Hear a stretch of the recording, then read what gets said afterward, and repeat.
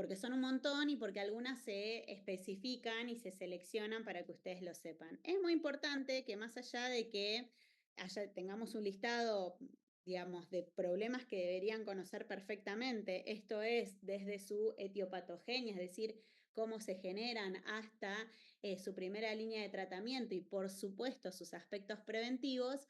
Estamos hablando de impétigo, de celulitis, de erisipela, algunas infecciosas que les voy a mostrar hoy, ITS, nevos, y lo que nos queda es pie diabético.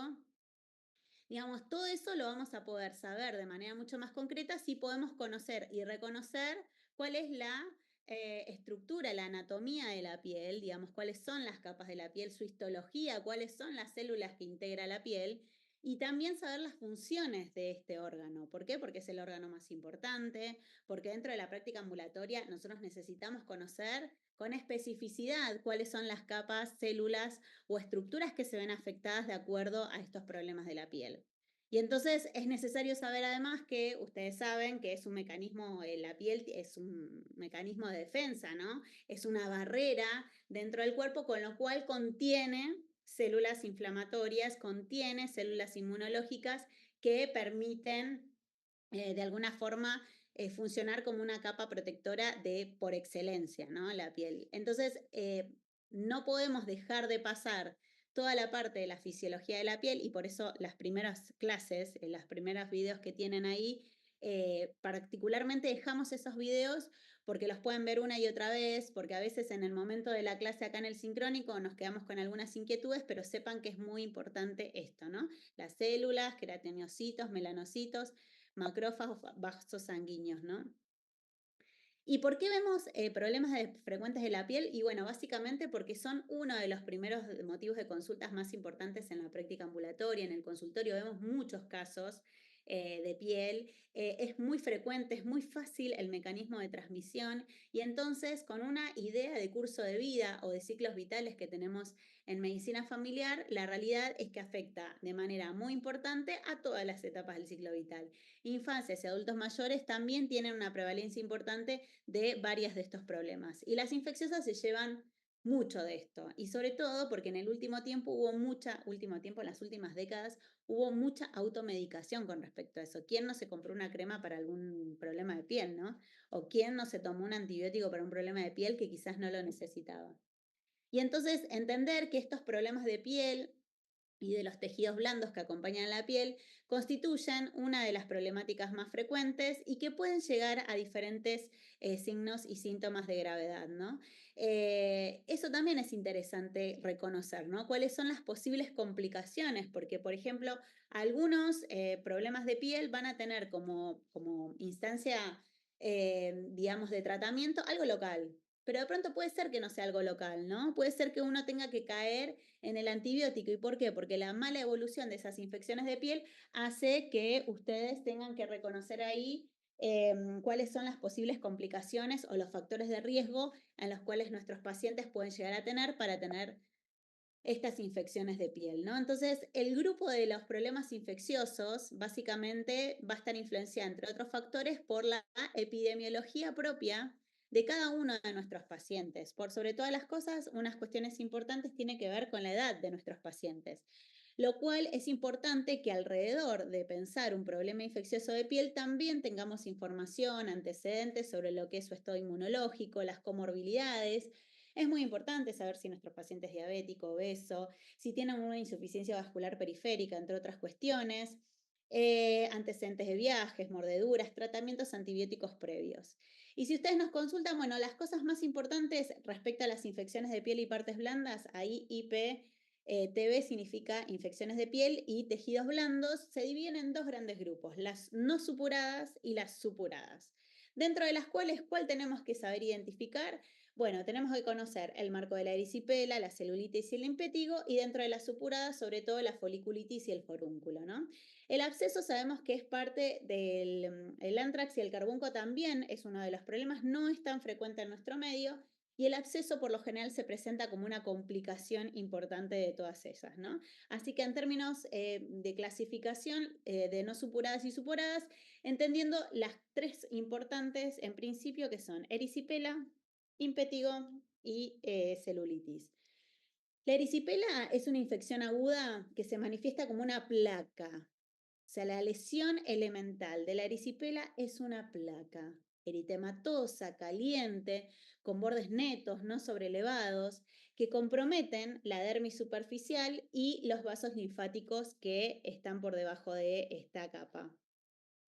En ocasiones puede presentar lesiones ampollares, es más raro, pero puede presentar sobre la placa algunas ampollas que pueden estar acompañadas de adenopatías y linfangitis. Las adenopatías son bastante frecuentes en los pacientes que tienen, por ejemplo, diabetes y que presentan una erisipela. Desde el punto de vista microbiológico, con el microorganismos que nos encontramos en este caso es con el Streptococcus piógenes, que es el agente etiológico más común. Y es importante reconocer al piógenes como uno de los responsables de la mayoría de los problemas de piel, ¿sí? Incluso es el responsable, digamos, de las mayores resistencias antimicrobianas que se han visto con estos tratamientos, que han cambiado a lo largo de la historia. Por otro lado, la erisipela, perdón, el impétigo, compromete particularmente a la epidermis, en general no genera una cicatriz y es altamente transmisible, es muy contagiosa, ¿no? Y suele presentarse sobre todo en infancias. Particularmente el pico de transmisión más alto se ve entre los 2 y los 5 años. Es más frecuente en zonas más tropicales, donde hay más calor, pero la realidad es que como este bicho se transmite con mucha facilidad, básicamente en cualquier zona se puede encontrar y en la época de verano es donde con mayor frecuencia aparecen estos cuadros clínicos. Se presenta como una serie de ampollas, es decir, ¿cuál es la lesión elemental del impétigo? Son las ampollas. Estas ampollas evolucionan, se rompen con facilidad y forman costras. Esas costras van a tener como una capita que se le llama costras melicéricas, ¿no? Porque tienen un color particular, un color tipo miel, especialmente en las partes más expuestas del rostro y de los miembros, ¿no? Se la ve mucho en la cara, muchísimo en la cara. Por lo general su origen está vinculado con una puerta de entrada, como puede ser un rascado previo, ¿no? Algo que haya generado una fisura en la epidermis y esto permite la entrada de las bacterias y por lo tanto produce este tipo de infección. Los agentes etiológicos más comunes van a ser piógenes y aureus y en ocasiones el impétigo que es causado por piógenes puede verse sobreinfectado de aureus. Acá es muy importante reconocer la evolución que tiene el impétigo, ¿no? Comienza con esta ampolla, pero también esa evolución a costra mericérica y la extensión que puede llegar a tomar el piógenes, el impétigo, tiene mucha vinculación con las posibles complicaciones que se presenten. Y en la mayoría de los casos puedo empezar con un tratamiento local, pequeño, digamos, circunscripto, y si se extiende o el paciente presenta algunos factores de riesgo, lo más probable es que yo tenga que evolucionar al tratamiento bioral. Las primeras complicaciones del impétigo van a ser la extensión local, puede generar una celulitis y linfadenitis, es menos frecuente, muy rara vez puede producir bacteriemia y complicaciones sistémicas. ¿Por qué? Porque estos bichos también pueden causar este tipo de infecciones, ¿no? Pueden dar neumonía, osteomielitis, artritis séptica o sepsis y este es el camino como de mayores complicaciones y por supuesto sobre la base de estas complicaciones es un paciente con varios factores de riesgo. En el caso del infectico estreptocóxico, otra complicación muy rara, les diría en un muy bajo porcentaje, sería la glomerulonefritis aguda postestreptocóxica, pero insisto, acá estamos hablando de los casos más extraños que nos podrían llegar a pasar en la práctica ambulatoria. ¿Cómo es el diagnóstico? Y es clínico. Es haber visto muchas veces, seguramente muchas lesiones, tener en claro cuál es la evolución natural que tiene desde la ampolla hasta la costra melicérica, y el diagnóstico diferencial, bueno, picaduras, eczemas, herpes, que también comienza con la ampolla, y quemaduras, que también comienzan con la ampolla. Básicamente, como anticipé anteriormente, el tratamiento del impétigo se realiza con antibióticos tópicos, como la mupirocina o el ácido fusídico, que se indica cada 8 horas durante 5 a 7 días.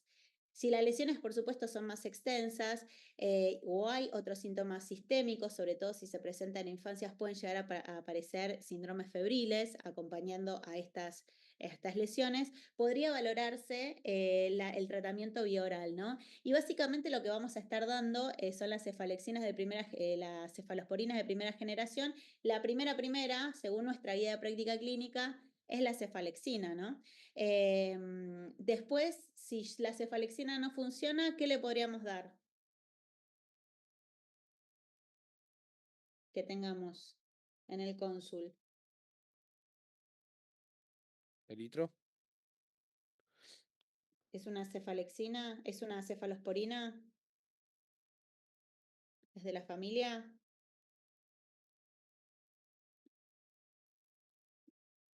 Pensemos eso, ¿no? En el mecanismo de acción tienen que ser todos derivados directos. Es verdad, ahí Vicky nos comparte TMS, si yo tengo en el centro de salud, es una opción válida. ¿Por qué? Porque tanto el piógenes como el augurio son sensibles a este antibiótico. Por otro lado, como habíamos hablado anteriormente, ¿cuál era la lesión elemental de la erisipela? La placa. La placa. Una y otra vez, identifiquen cuáles son las lesiones elementales de los problemas infecciosos más frecuentes. En el caso de la erisipela tiene otra, digamos, esta placa aparece de manera mucho más repentina, brusca. Esta placa siempre que la toquen va a ser caliente, brillante, indurada, dolorosa, que sobre todas las cosas, y esto también es otra característica de la erisipela, los bordes están bien definidos y si lo palpan está ligeramente elevados. Está bien que sea así y sí, porque ¿qué es la placa? No es un conjunto de esas pápulas, ¿no? Que la van haciendo más grande. La pápula tiene hasta determinada medida y la placa abarca mayor superficie. Así que no es raro que esté levemente aumentado de tamaño, ¿sí? La localización más frecuente epidemiológicamente en nuestra región, en la práctica ambulatoria, es miembros inferiores, entre un 70 y un 80%, y luego en la cara también puede aparecer de manera más significativa. Hay síntomas asociados que pueden referir los pacientes, fiebre, estamos frente a un proceso infeccioso, así que eso puede ocurrir, escalofríos, en general hay malestar general, puede acompañarse de pústulas, vesículas y ampollas. Estas lesiones van a ser satélites, no van a ser lesiones en cantidad, no van a ser las lesiones más importantes, ¿no? La placa siempre va a tener una extensión mucho más significativa que el resto de las lesiones elementales que pueden llegar a aparecer. Por supuesto, que aparezcan otro tipo de lesiones elementales, lo que nos puede llegar a pensar es que hay más bacterias dando vueltas y por lo tanto más posibilidades de complicaciones. De la misma manera que el impétigo, bueno, puede evolucionar hasta cuadros mortales, ¿no? La erisipela, si la dejamos sola, sin tratarla, la verdad que es bastante peligrosa. El diagnóstico es bien clínico. Los diagnósticos diferenciales pueden ser una dermatitis de contacto, quemaduras o su prima hermana, que es la celulitis. De hecho, ustedes tienen que estudiar en clave esa comparación. ¿Qué es la celulitis y qué es la erisipela? Y el tratamiento en general requiere de antibióticos vía oral. ¿Qué darían ustedes a la erisipela? Penicilina o amoxicilina. Penicilina es de primera línea, exactamente. Cefa ¿Cuánto? más amoxi. O amoxi. ¿Cuánto le damos de peni? G 2.4 millones. 2.4 millones. ¿Cuántas dosis? Era cada 7 días. Una Bien. dosis, evaluar 7 días. Bien, no iba a repetir, salvo vea la evolución exactamente. En general las placas se extienden bastante, entonces seguramente requiera de 2 dosis separadas por 7 días. Bien. ¿Es alérgico o alérgica a la penicilina? ¿Y qué doy?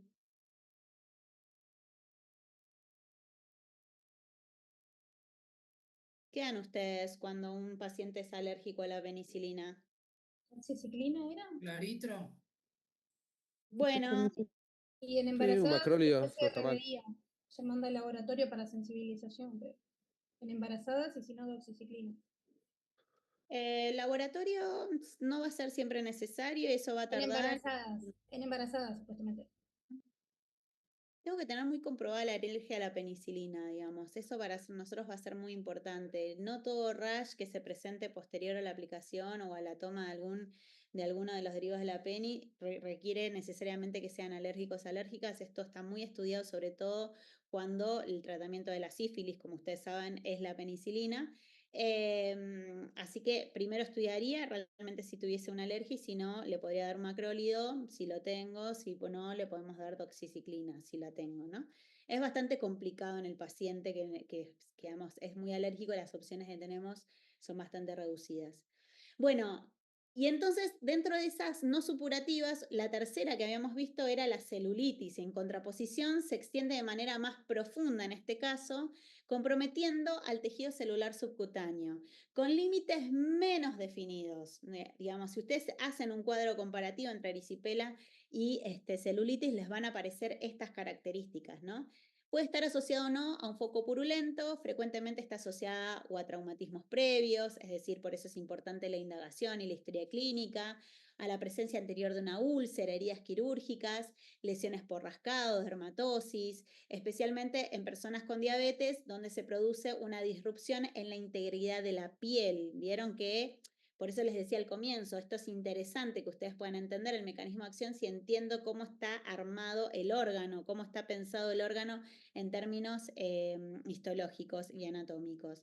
Bueno, las etiologías más comunes básicamente van a ser en personas inmunocompetentes, de la misma manera que la anterior, piógenes aureus a la cabeza. En algunos casos tengo una puerta de entrada, si lamentablemente puede pasar que yo tenga una erisipela y tener a un resistente a la ameticilina, a un SARM que me permita como reconocer ahí que la evolución de este cuadro de celulitis va a ser mucho más tórpida y ahí entonces empiezo a sospechar que en realidad tiene que ver con otra variante del aureus. Y en comparación a las infecciones asociadas a la atención médica, este tipo de resistencia puede afectar a personas más jóvenes, generalmente es sensible a diferentes antimicrobianos no lactámicos. Entonces, importante entender que la lesión es una placa, igual que la erisipela, ¿sí? Pero los bordes son mal definidos, no están sobrelevados, edematosos, calientes, eritematosos y dolorosos, y puede acompañarse de esto. Les quería mostrar esto, anterior ya lo dijimos, les quería mostrar esto, ¿no? La erisipela y la celulitis. ¿No? Primero, saber e identificar qué sucede con la capa de la piel que está más afectada y quién es más profunda y menos profunda. No solamente reconocer su etiología, que es prácticamente los mismos microorganismos y tienen diferentes mecanismos de daño en la piel, por eso algunos llegan con más profundidad, por eso algunos se extienden de manera más difusa y el otro de manera más contextualizada en la piel. ¿Y cuáles son los factores de riesgo? ¿Sí? La erisipela, obesidad, diabetes, alcoholismo, inmunosupresión, insuficiencia venosa, alguna injuria local. Pero fíjense que las crónicas se llevan bastante del componente de la erisipela, ¿no? Mucho más les diría que en el caso de la celulitis. Y la edad en la erisipela también condiciona un poco las posibilidades de no solamente infección, sino de posibles complicaciones. La celulitis, por otro lado, la injuria local, es decir, algún daño en la piel, radioterapia, diabetes, obesidad, edema, alcoholismo, inmunosupresión son causas de las crónicas, pero con menor frecuencia producen celulitis, con mayor frecuencia producen erisipela. ¿Bien? Básicamente todos tienen un mismo mecanismo de inicio de su lesión, ¿no? Es decir, algo sucede que permite la puerta de entrada y la inmunidad de la piel necesariamente tiene que estar dañada o necesariamente sucede algo con la piel que baja sus defensas y permite el ingreso de estas bacterias. Lo que hace las complicaciones es la presencia de alguno de estos factores predisponentes, ¿sí? Eso en general para todos. Y bueno, como para en este contexto de de la clasificación de las infecciones de piel y tejidos blandos, teníamos las no supuradas, que eran estas tres, y ahora vamos a las supuradas. ¿De acuerdo? En el cuadrito. Bueno, estas supuradas van a ser dos básicamente, uno que es la foliculitis y otro que es el forúnculo. Recuerden siempre, es muy importante que identifiquemos cuál es la parte de ese órgano de la piel que afecta. En este caso, la foliculitis va a ser la parte del folículo piloso, pero la parte más superficial del folículo piloso. Así que nos vamos a quedar más que nada en la epidermis, la capa un poco más superficial. Suele aparecer con mayor frecuencia en cuero cabelludo, glúteos y extremidades, pero también se pueden dar en otras partes del cuerpo. La clínica, básicamente, la lesión elemental de la foliculitis van a ser o pápulas o pústulas, de acuerdo en donde yo lo encuentre, ¿no? Porque, bueno, todos comienzan con una pápula y esa pápula puede evolucionar a una pústula con base eritematosa, es decir, hay un foco de infección. En general, resuelve y no deja cicatriz. La etiología es la misma prácticamente para los dos cuadros, tanto para las no supurativas como las supurativas. En este caso, las supurativas, el aureus se lleva la mayor cantidad de prevalencia. Puedo encontrar otras, pero el aureus es el que en nuestra región con mayor frecuencia se encuentra. Y la foliculitis requiere que tenga un tratamiento tópico y funciona en general bien el tratamiento tópico, ¿sí? Con un antibiótico local que puede ser mupirocina o ácido fusílico de 5 a 7 días. ¿Me tengo que tocar eso? ¿Tengo que recomendarle al paciente que lave todo? No, para nada, no tocamos nada, las bacterias quedan abajo de las uñas y después yo me rasco en otro lugar y eso produce mayor extensión de las lesiones. Entonces, lo que más tenemos que garantizar es que los pacientes mantengan una higiene un poco más extrema, ¿sí? No de las sábanas, ni utensilios, ni de toallas, nada, pero sí sobre el propio cuerpo, sobre todo porque la inflamación genera una sensación de rascado y es donde el paciente se contagia, se va contagiando a sí mismo, ¿no? Se va transmitiendo la infección en otras partes del cuerpo. Y el forúnculo es un cuadro también frecuente. Con este sí les digo que desde Atención Primaria de la Salud vimos muchísimos casos que se complicaban, lamentablemente. Vi un paciente muy joven que lamentablemente falleció por una forunculosis bastante extensa que tenía en el cuerpo, cuando atravesó todos los tratamientos habidos y por haber, que estuvo internado un montón de tiempo en el hospital. Ya no había más medicamentos, ya no había más antibiótico que pudiese contrarrestar esa infección, con lo cual los forúnculos yo la verdad es que les tengo mucho respeto cuando aparecen y acá sí hay complementariedad de medidas higiénicas que son muy importantes poder transmitirlas a los pacientes en el momento que hacemos el diagnóstico. Básicamente afecta al folículo piloso pero de manera completa, con lo cual accede a una parte más profunda de este órgano, es decir, a la dermis profunda. Puede afectar cara, cuello, axilas, glúteos, puede afectar también otras partes del cuerpo, con mayor frecuencia se ubican en esta región. La clínica es la pústula, la lesión elemental del forúnculo es en principio una pústula, y luego se transforman en nódulos eritematosos muy dolorosos que contienen secreción, ¿no? En general, los forúnculos además dejan cicatriz. Dijimos que la etiología la compartíamos con la foliculitis y dentro del tratamiento, bueno, depende del estadio en que yo me encuentre con ese forúnculo, posiblemente algunos tengan un tópico funcione en general con un tópico, con una crema tópica de mupirocina o ácido fusílico, calor local, que ayuda mucho a la desinflamación, que ayuda mucho a la reabsorción de esa secreción que tienen estos pacientes. Hay que valorar en los casos donde se producen estos nódulos eritematosos bastante extensos la posibilidad de drenarlos. Eso se hace con campo quirúrgico, digo, se hace muy cuidadosamente porque recuerden que es una puerta de entrada y que ya el aureus se quedó y le encantó quedarse.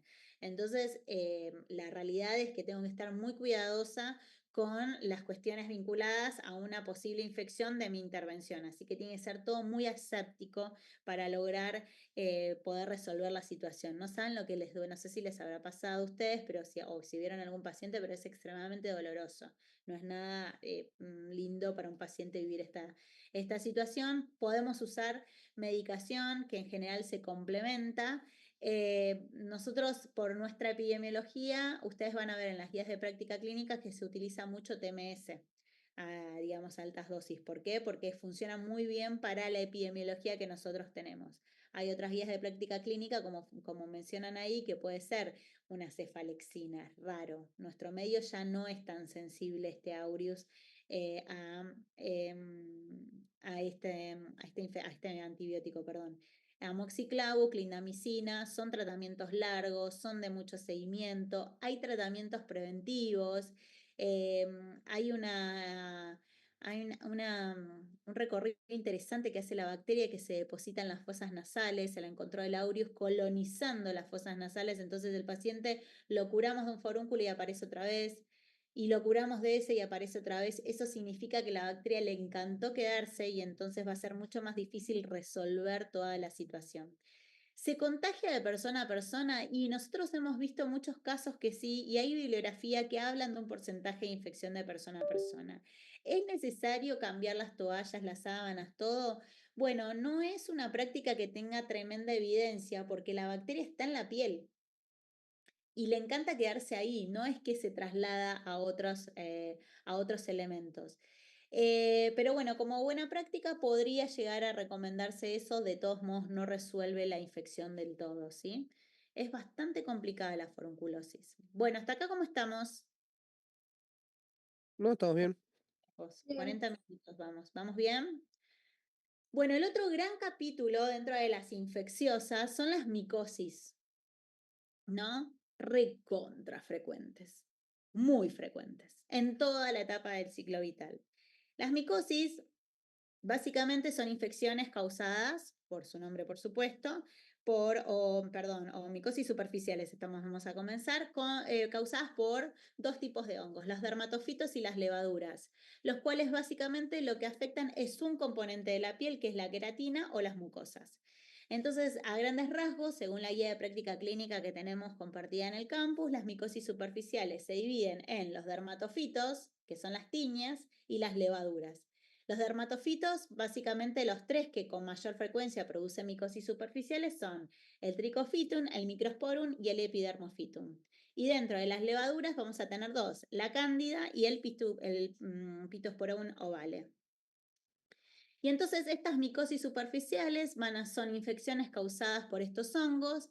La micosis en general es clínicamente evidente, no tiene mucho misterio su manifestación, exceptuando la onicomicosis, que afecta a un anexo de la piel, que son las uñas. En general se presentan de manera muy característica. Las lesiones básicamente son eritematosas o eritematoescamosas, muchas veces generan una superficie escamosa por encima de la lesión, sin diagnóstico claro que puedo tener al principio en cara, cuerpo, palmas, plantas o, como decíamos en los anexos, con la onicomicosis. Puede pasar de que yo frente a esta lesión tuviese la posibilidad de hacer un micológico, es decir, de tomar una muestra de esta lesión y que de alguna manera el laboratorio me confirme de qué tipo de micosis estamos hablando. Y entonces voy a comenzar mi tratamiento local, voy a dar medidas generales de prevención y voy a decirles a los pacientes cuáles son esas pautas de alarma si no resuelve solo el caso, ¿no? Los hongos también tienen una vida muy larga en la piel, entonces cuesta mucho y por eso también los tratamientos, muchos de estos son muy largos, ¿sí? No es que tienen que uno pudiese resolverlos más rápidos como los que venimos viendo, que quizás en 7 días ya resolvimos, ¿no? Y entonces las tiñas, como decíamos anteriormente, van a ser un grupo de problemas de salud de la piel y anexos ocasionado por estos hongos queratinofílicos, se nutren de queratina y la van destruyendo. Y estos son los tres importantes que habíamos visto, ¿no? Los microsporum, el trichofitum y el epidermofitum. El microsporum básicamente de mayor frecuencia afecta piel y pelos, el trichofitum afecta piel, pelos y uñas, y el epidermofitus afecta piel y uñas. Y ahí tienen todos los más frecuentes, el rubrum, el mentacrophytus, el tonsuran, el canin, el flocosum. Tengo que saber todos y yo les diría que por lo menos esta clasificación la tenemos que tener en claro. Es muy importante que nosotros podamos hacer un diagnóstico diferencial y saber de lo que nos están hablando cuando estamos evaluando las lesiones de piel. Y entonces, ¿cuál es la lesión elemental de una lesión micótica típica? Y bueno, va a ser una mácula eritematosa que va a ir creciendo de forma centrífuga y que su extensión va a generar que pasemos de una mácula a una placa con bordes netos sobrelevados, con microvesículas en algunos casos que se rompen y dejan escamas pequeñas, que tienen una ligera descamación periférica, aclaramiento central con forma de anillo. Uno de los signos más característicos que produce una lesión por hongos, y por eso cuando lo vemos decimos esto es un hongo, es esto de denominarlo signo de la escarapela, ¿no? Porque tiene todas estas capitas que la vamos a ir viendo en las lesiones. No es la más frecuente, pero si la encontramos, con más seguridad decimos es un hongo. Las lesiones pueden tener diferente apariencia clínica, ya que la misma va a depender de la reacción inflamatoria que provocan en la piel y en cada una de las personas, teniendo en cuenta también su historia, su clínica, sus antecedentes. Y las lesiones van a poder variar de una lesión pequeña y circular, ligeramente eritematosa, hasta lesiones grandes muy inflamadas y llenas de vesículas. Entonces podemos decir, bueno, la lesión comienza, su lesión elemental de las micosis a sus comienzos es una mácula. También podemos tener lesiones sobrelevadas y cuando tienen gran extensión son pápulas, y también podemos tener algunas vesículas. Las lesiones micóticas, por lo general, uno de los síntomas acompañantes va a decir, el paciente me apareció esto y me pica un montón.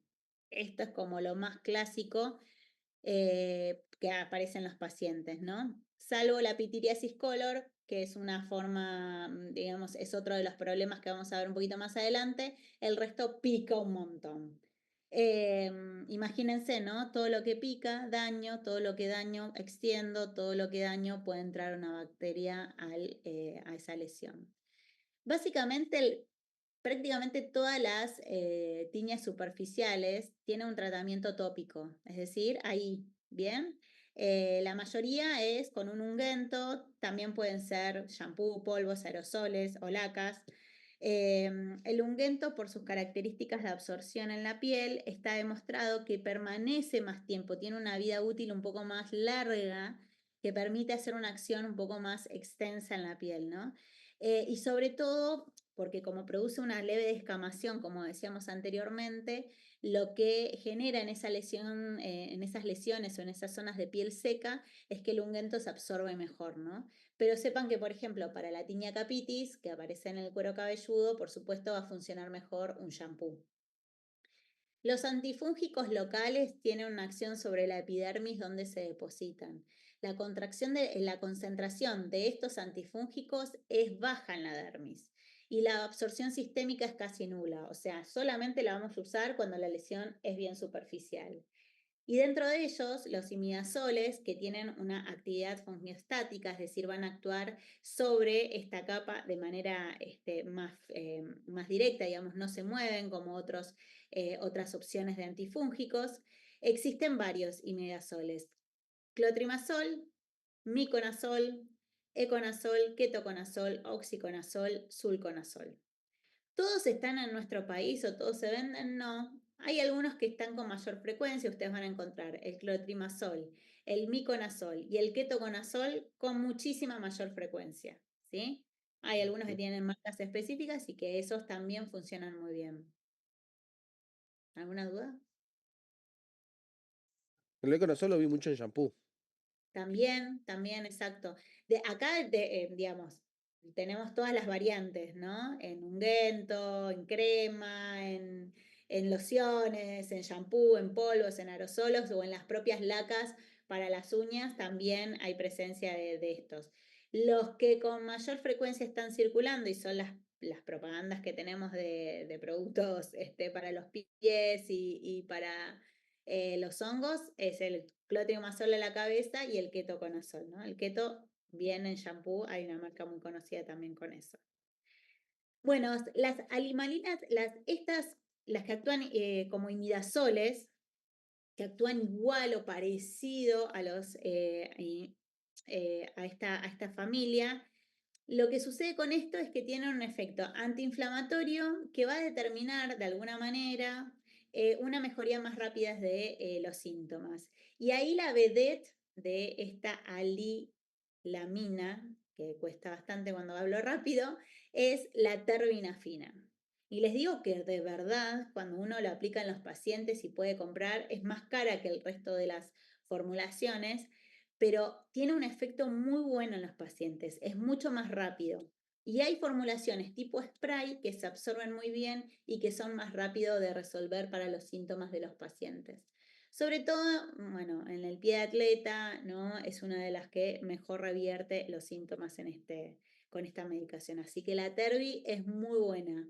Les diría entonces tener siempre presente el clotrimazol, el miconazol, el ketoconazol y la Terbi. Y reconocer su mecanismo, ¿no? De qué familia vienen. La duración de cada uno de estos tratamientos, por supuesto, va a variar de acuerdo al tipo y extensión de la lesión, ¿no? Suelen ser de 2 a 6 semanas.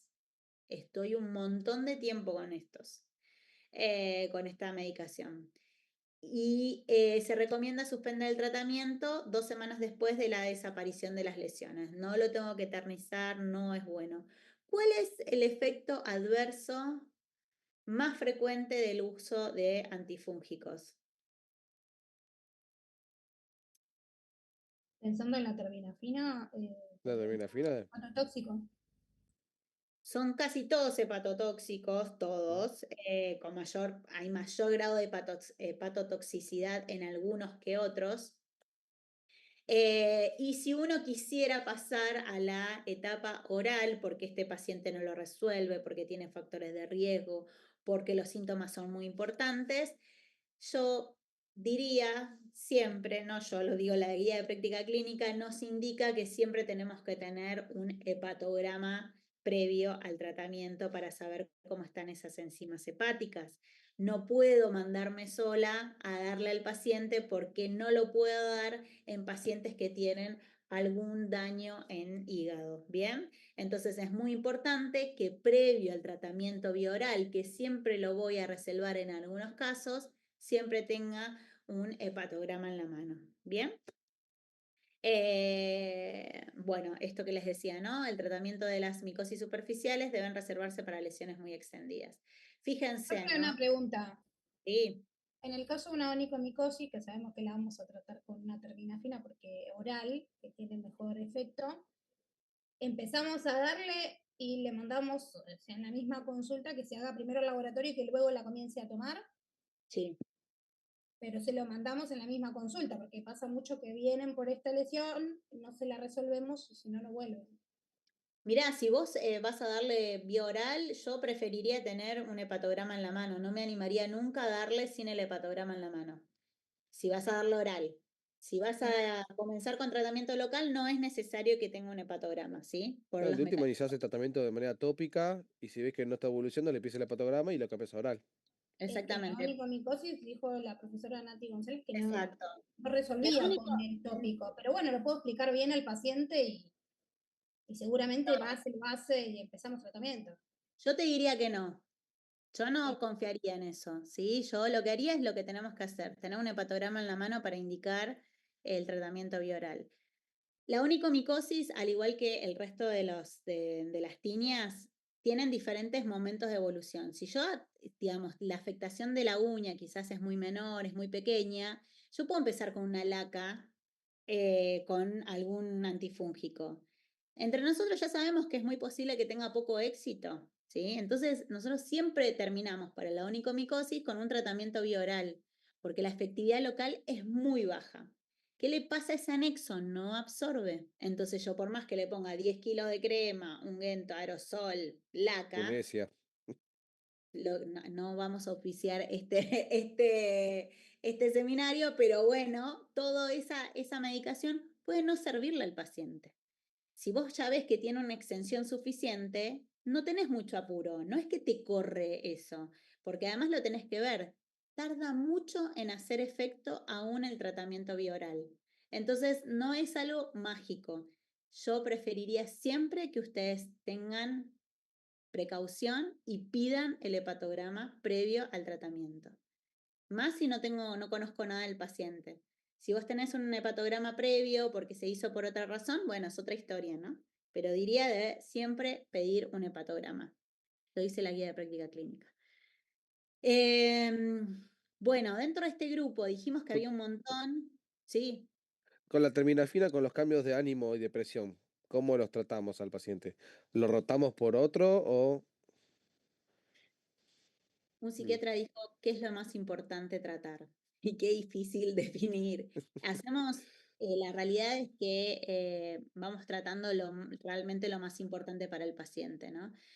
Sabemos que además eso no lo tocamos con profundidad, pero es un buen punto que justo esta medicación interacciona con todas y con todas tiene un problema, ¿no? Un paciente que está tomando otra medicación deberíamos leer la interacción medicamentosa con las otras cosas que está tomando y decidir qué es lo que va a empezar a tomar. Eso lo vemos de acuerdo al paciente, ¿no? De acuerdo a las características que tiene, a la extensión que tenga el problema, estas tiñas, digamos, hay algunas que nos va a interesar cómo resolver, hay algunas que digo, bueno, no, prefiero que continúe con su medicación crónica y vemos si vamos resolviendo de manera local o tópica.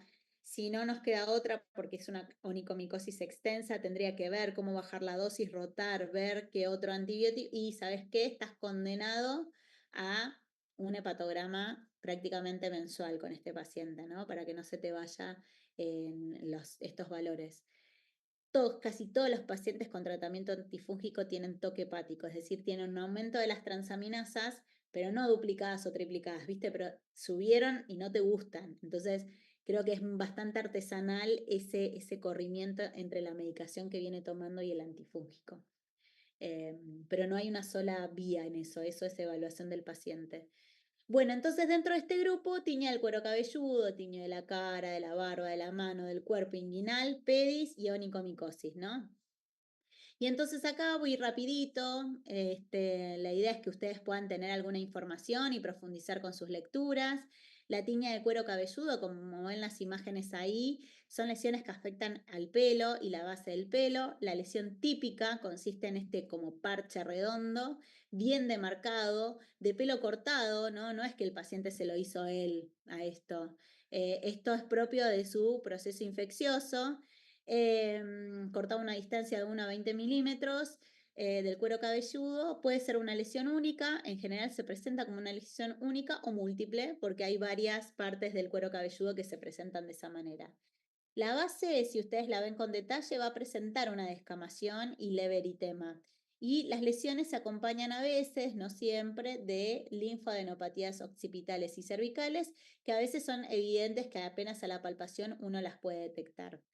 La complicación más seria que tiene esta tiña de cuero cabelludo es el querion, que es una forma de respuesta inmune mediada por células huésped hacia el hongo, donde lo que se va a formar es una masa más pustulosa, esta segunda foto, ¿no? Inflamatorio, con edificios, tiene pus, secreción, y que dice que no se debe confundir ni tratar como una sobreinfección bacteriana. Es propia de esta tiña capitis.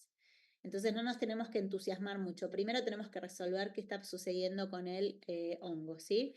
El querion en general debe tratarse rápida y agresivamente, ya que puede dejar alopecia cicatrizal permanente, ¿no? Y nos van a odiar nuestros pacientes si eso sucede. Así que vamos a pensarlo de manera seria y cuando veamos alguna incipiente tiña capitis, la tratamos, ¿bien?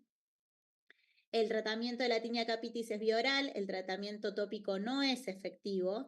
La grisofulvina es la droga de elección por su seguridad y eficacia en niños principalmente, y la dosis es de 15 a 25 miligramos kilo día de 6 a 12 semanas. Nuevamente, la extensión del tratamiento es bastante importante. Es la que con mayor frecuencia se vio que mejora la evolución de la tiña, ¿bien? Así que ahí tienen, por ahí si uno no tenemos tanto grisofulvina en un centro de salud. Tenemos más fluco quizás, pero no tiene la misma efectividad que por ahí lo puede llegar a tener la grisofulvina. Bueno, la tiña de la cara se presenta con lesiones típicas de micosis superficiales y se localiza básicamente en la cara, sin barba. En algunas ocasiones no tiene límites demarcados ni son tan anulares como en otras áreas del cuerpo. Es muy característica, pica bastante, el paciente se queja y suele arder porque queda como hacer una descamación y queda todo muy expuesto en la piel. Y sobre todo ante la exposición solar. De hecho, algunas veces es importante ese diagnóstico diferencial con alguna exposición de sol intenso. El tratamiento es vía oral con keto, básicamente, itraconazol o terbinafina, lo que tuviese, a dosis habituales por 15 días. En el caso de la tiña inguinal o tiña cruris, es una dermatofitosis muy frecuente. Es más común en hombres que en mujeres y se asocia en frecuencia con la tiña pedis. Siempre que tengo una tiña cruris, tengo que mirar pies. Siempre. Les diría que siempre miro pies cuando hay un hongo, porque hay como una circulación, el paciente se rasca, el bicho le encanta andar. Y en este caso, en el caso de la tiña inguinal, las lesiones son semicirculares, bilaterales, maceradas, pruriginosas, se localizan en región inguinal, pudiendo extenderse hacia glúteos y abdomen. También pueden presentar las fisuras en los pliegues, eritema y puede haber lesiones satélites. Y también están asociados ardor y prurito, se rascan un montón. Los pies deben ser evaluados como fuente de infección. La tiña cruris responde muy bien al tratamiento tópico con cremas antifúngicas. Puede sumarse un tratamiento ayudante con dosis muy bajitas de corticoides, por ejemplo, hidrocortisona 0,5 es muy bajito, también de manera local, en los primeros días para ayudar a absorber y colaborar con el proceso inflamatorio. ¿Qué les iba a decir de esto? Bueno, hay un factor de riesgo acá que tiene que ver con la transpiración, con el calor local que se puede llegar a dar porque al hongo le gusta el calor para su crecimiento. La tiña pedis, de lo más frecuente que hay, del pie de atleta, se lleva propagandas enteras que la gente habla de esto. Es un problema realmente incómodo y la gente se automedica sola ya, o sea, ellos se ven y ya va y se compra el aerosol, ¿no? No vamos a decir la marca, pero es muy frecuente y está muy socializado el tratamiento. Entonces, tenemos tres formas. La interdigital, que es la más común, que es el intertigo micótico, se caracteriza porque tienen fisuras, maceración, descamación en los espacios interdigitales, sobre todo entre el cuarto y quinto dedo del pie. Les diría que hay que, por supuesto, revisar todo y en general se extiende con facilidad. Pica, pica y pica, y es lo que te dicen los pacientes. Enloquezco, dame algo porque enloquezco. Y por eso se van y se compran lo que ven en la tele, ¿no?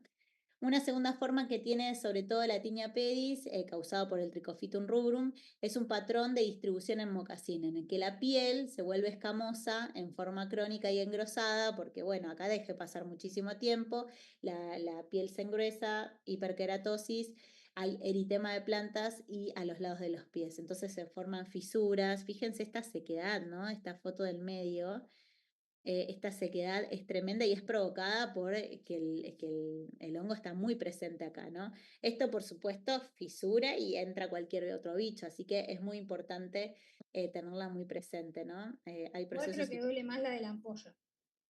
Sí, sí, sí, depende además la época del año, lo que se usa, el calzado. Bueno, se van a dar diferentes recomendaciones para no dar mayor calor y que te quede siempre Es muy difícil este hongo, porque recibe un montón. El paciente repite esta consulta de manera frecuente y permanente. Y si va a una pileta de natación es muy común en los vestuarios. Y eso es un factor de riesgo, ¿viste? Y te dice que no voy más. Y no sé, yo te diría que no, pero bueno, no podemos decir eso, entonces vamos a pedir medidas de prevención, vamos a pedirle mayor higiene, pero bueno, sabemos que está en determinados lugares de manera mucho más frecuente. Bueno, la Terbi es la crema o la solución en spray es una de las cosas que mejor funciona. Clotrimazol también funciona muy bien, que es de la marca que está dando vuelta que empieza con E. Micocep.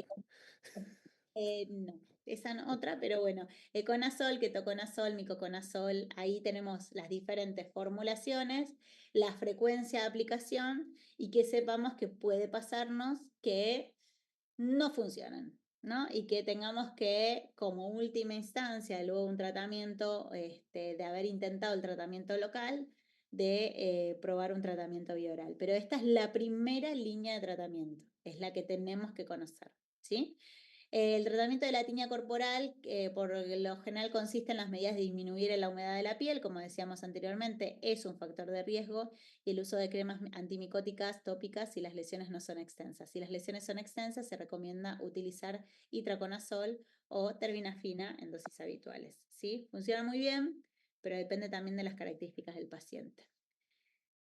Y dentro de este gran grupo, Pityriasis versicolor, Pityriasis versicolor, como quieran ponerle el acento, porque la verdad que no queda claro dónde está, lo escuché de todas las maneras.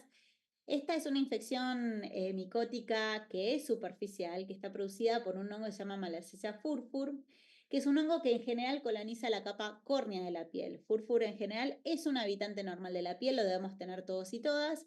Se aísla prácticamente en cualquier tipo de muestra en la población. Esta infección puede evolucionar, tiene algunas características, algunos factores de riesgo o algunas cuestiones, por ejemplo, el calor, la humedad, hace que Malassezia se sienta en el ambiente propicio para crecer y ser mal y generar estos síntomas, que son estas manchas que ustedes ven ahí, ¿sí? Así que las lesiones elementales de la pitiriasis, básicamente máculas, ¿sí? Chiquitas, algunas manchas, en general no sobrelevan, con descamación furfurácea, superficial muy fina, eritematosa, hipopigmentada o hiperpigmentadas marrones de diferente tonalidad, y por esto es el versicolor, ¿no? Se encuentran diseminadas y entreveradas con áreas de piel normal. Su raspado da lugar al despegamiento de escamas con visualización de una epidermis sonrosada, como se le dice, porque cambia el color de esa epidermis. Es recontra frecuente, seguramente la mitad de ustedes han tenido esto. Sí, muchas veces lo confunde con una alergia al sol, te dicen. Una alergia al sol que no existe, en estos términos no, y decimos es un hongo. No nos gusta, suena peor, pero bueno, es un hongo. Es menos duro lo otro. Es menos duro. Por supuesto, el tratamiento, como siempre, para todos los hongos, lo primero es tópico.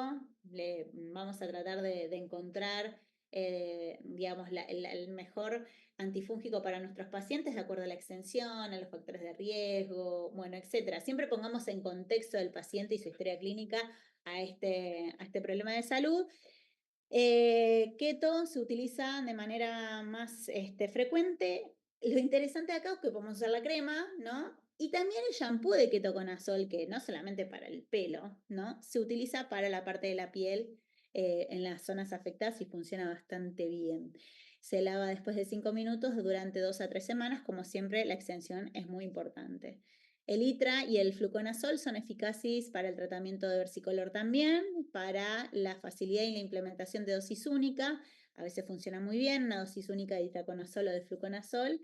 Terminan siendo un tratamiento bastante cómodo para el paciente, ¿no? Es una sola dosis, una sola vez, y permite que detengamos el crecimiento de este hongo.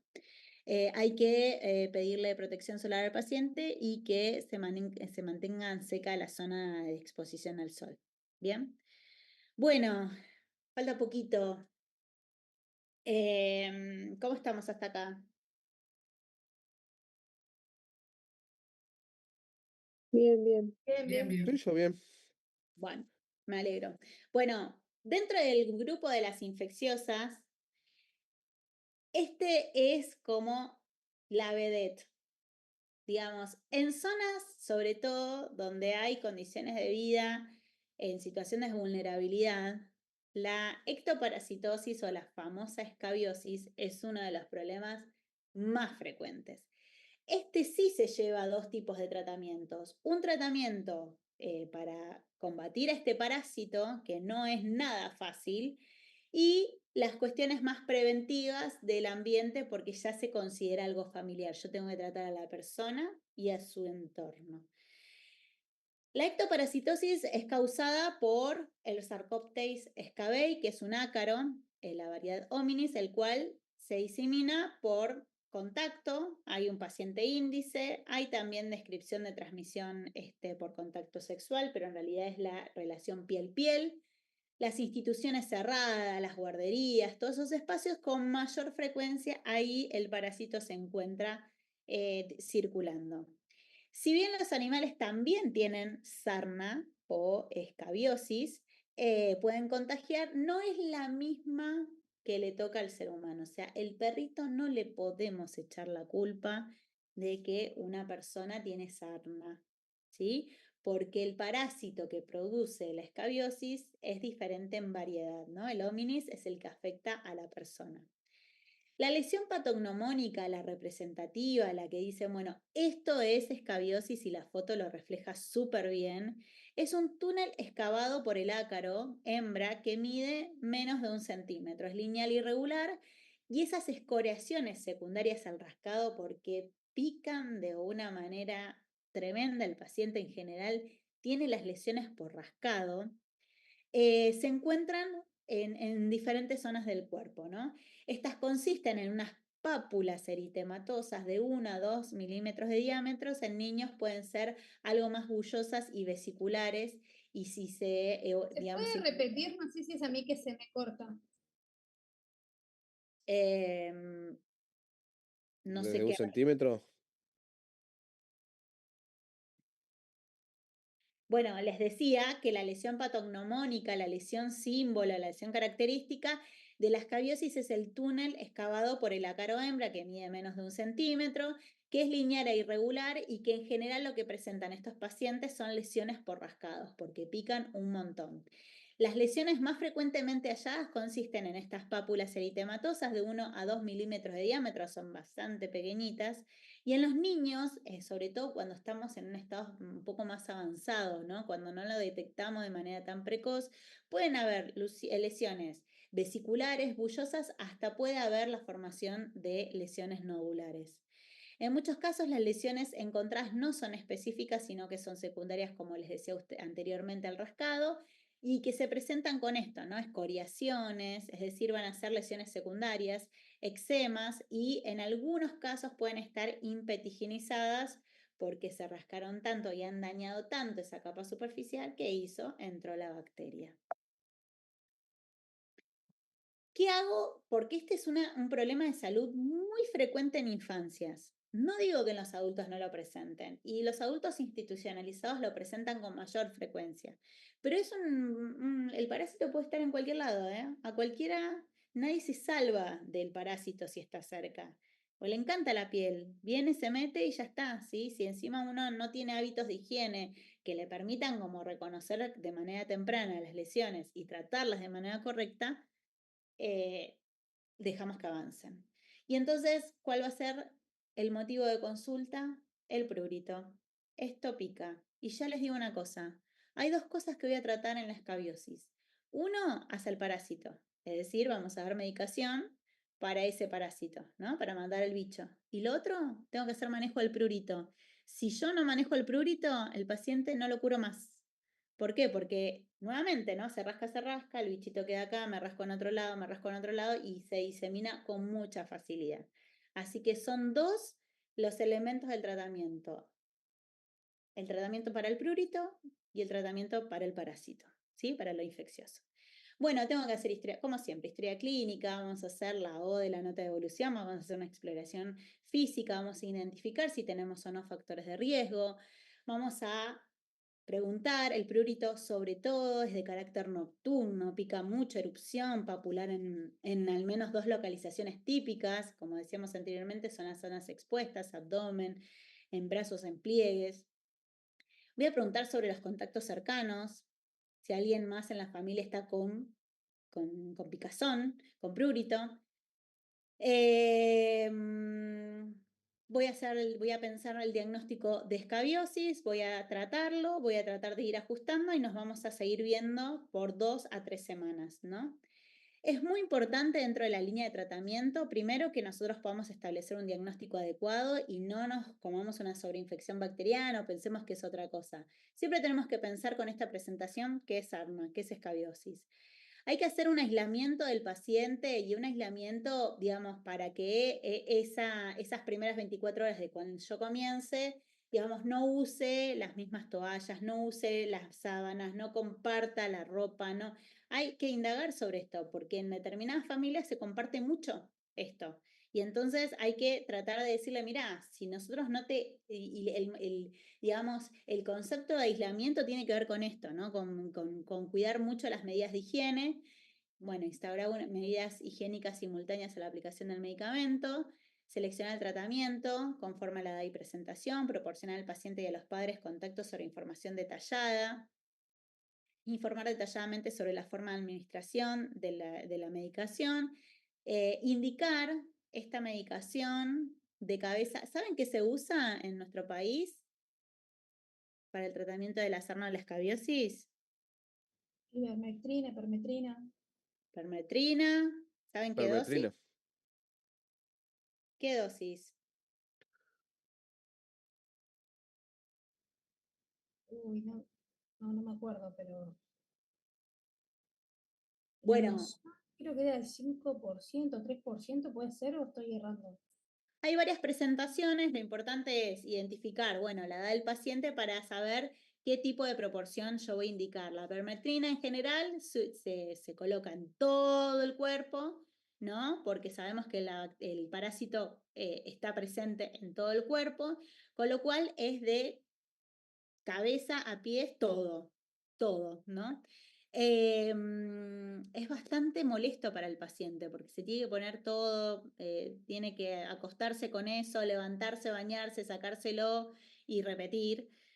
No se tiene que usar nada en simultáneo para no alterar la absorción. Tras finalizar el tratamiento, bueno, el paciente se duchará y cambiará de ropa de vestir y ropa de cama, siempre.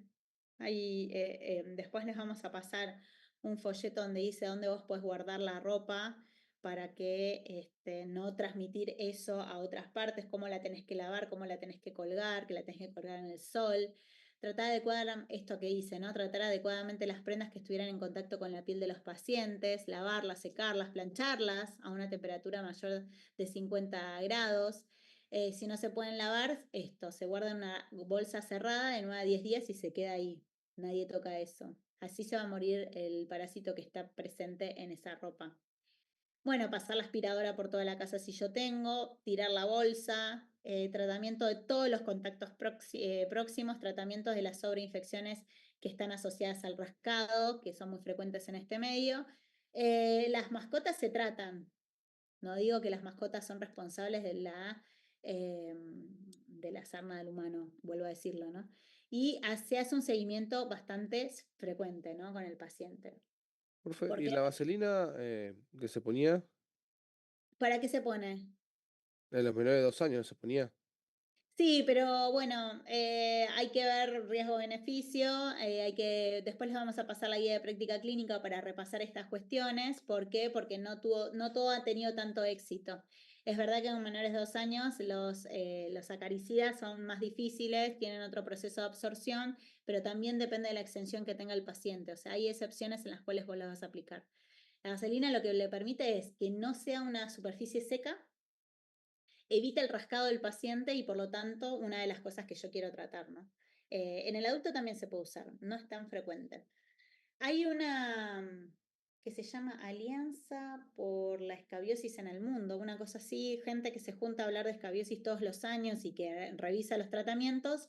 Dicen que es más importante tratar el prurito que el parásito porque la verdad que es el responsable de la extensión y de las complicaciones.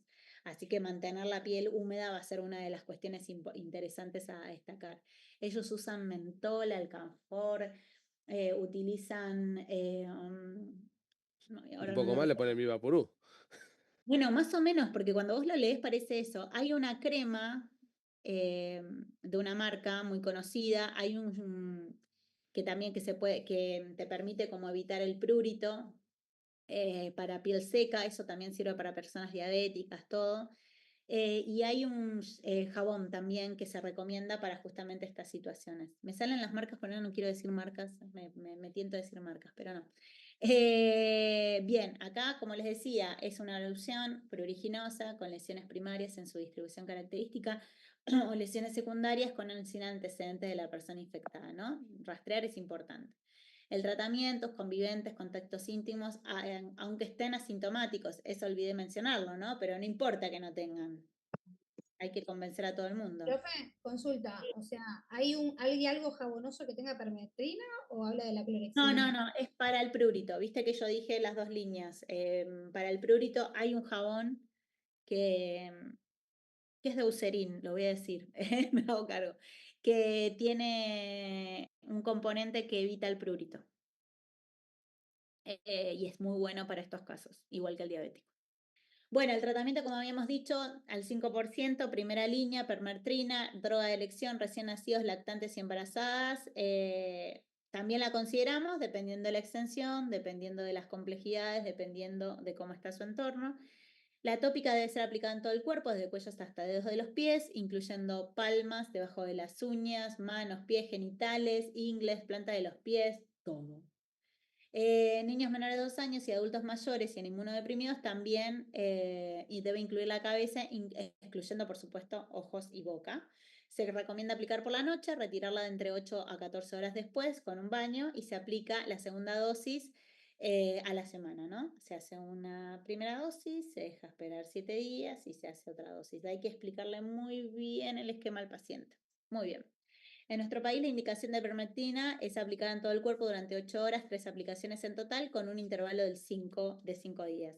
En niños pequeños, para evitar la toxicidad en los ojos, puede colocarse guantes de algodón al dormir para evitar que se froten con el producto en los ojos. Lo habíamos incorporado, pero pensé que no lo habíamos puesto para que no se haga larga, pero está. Bueno, ahí terminamos con escabiosis. Estamos ahí que terminamos la clase de hoy.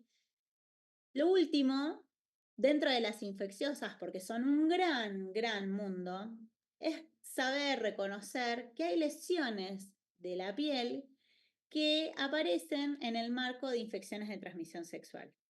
Y por eso es importante que las tengan presentes. ¿Bien? Entonces, la sífilis, ¿cuál es su lesión elemental de piel? La goma. ¿Cuál? El chancro. El chancro. ¿Era doloroso o no era doloroso? No, no es doloroso. No es doloroso. Entonces, No lo- ¿produce adenopatías o no produce adenopatías?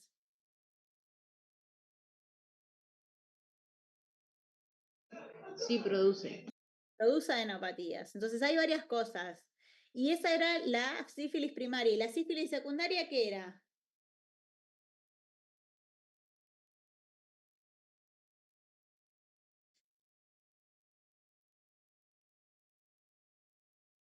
Tipo quedaba latente y después presentaba como unas escoriaciones en las palmas de las manos y en el cuerpo. No son escoriaciones, pero es verdad. Hay que saber Son identificar máculas. la lesión de la piel. Eran más exactamente. ¿Y qué características tienen? Que no Vienen respetaba palmas. y que aparecían y desaparecían solas. ¿O no? Y la tenía unas semanas, algunas semanas. Exactamente. Y el gran problema que tenemos con eso es que como vienen y se van solas y no consultan en ese periodo, nosotros nos perdimos una gran oportunidad de diagnóstico. A este cuadrito yo le agregaría una columna que diga lesión elemental, ¿sí? El herpes genital, ¿qué lesión tiene? Unas vesículas. Vesículas, exactamente. No son ampollas, son vesículas. Las vesículas se pueden juntar entre sí, producir ampollas, sí, por supuesto. El herpes, en realidad, el zóster es el que más produce ampollas, ¿no? Porque se ubican sobre el dermatoma y con mayor frecuencia pueden provocar eso. El chancro blando, el Haemophilus ducreyi, que era otra infección de transmisión sexual, sí, Lucía, de rash maculopapular, es decir, en la sífilis secundaria, sí. Comienza con máculas, después va a ser maculopapular de una extensión importante, pero desaparecen solas, no duelen, no pican, nada, ¿no? Viene y se va. El chancro blando, ¿cuál es la diferencia con el chancro de la sífilis? El dolor. Dolor. De ahí diferencia. Nosotros no tenemos posibilidades de laboratorio para poder diferenciar un Haemophilus ducreyi, pero si aparece un chancro y duele, es muy posible que sea Haemophilus ducreyi. Y los condilomas, es decir, la infección por HPV, ¿cuál es la lesión elemental? Verrugas. Verrugas. ¿Y el molusco? Como Ah, y eran los que umbilical, eran con un huevito con una umbilical. depresión. No me acuerdo el nombre. ¿Qué les parece?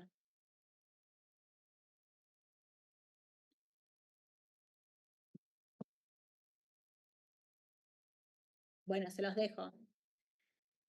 Es muy importante todo esto que dejen cuáles son las lesiones elementales de estas infecciones, ¿sí? Hacen ponen Sobrelevadas y umbilicadas, pero no me sale tanto.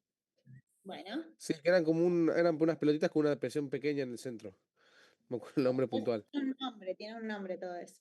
Bueno, Hasta acá estamos con piel primera parte y fuimos a una velocidad importante porque yo quería poder atravesar toda la mayor cantidad de temáticas. Tenemos otra presentación y una última parte de pie diabético, no para pensar lo metabólico de manera estricta, aunque es la condición necesaria para que se genere pie diabético, ¿no? Todo el no cumplir con las metas del paciente diabético. Como a mí me obliga de alguna manera a poder poner en contexto la diabetes desde la práctica ambulatoria, qué cosas vemos, por qué es importante cumplir metas, qué significa que un paciente cumpla metas y cuando no las cumple, que una de las complicaciones sea el pie diabético, nos requiere de trabajar un ratito no tan quemados como en estos momentos. Así que nos queda eso. Bueno.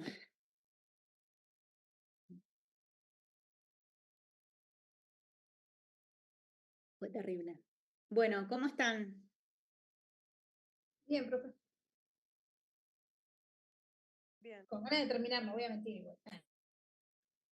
Sí, ya sé. Hay muchas cosas. ¿Dudas, preguntas? No, pero volviendo al molusco, era pápula con una sobreelevación y es umbilicada. Hasta ahí. Algo de Diana, eso. Me quedé. Es una pápula. Bien. Sí, así cuando empiezan a describirme cosas que yo no me imagino otra cosa, no. Bien. ¿Alguna otra duda, inquietud? Qué poquitos que somos. En un Pobre momento usted, usted nombró una seminario guía de de práctica clínica. ¿Cómo? En un momento usted nombró una guía de práctica clínica. Yo estoy acá con Sí, todos los detrás. profes y ninguno dice guía de práctica clínica. Bueno, ahí me fijo ¿Tiene porque algo estaba en el... particular? ¿Cómo?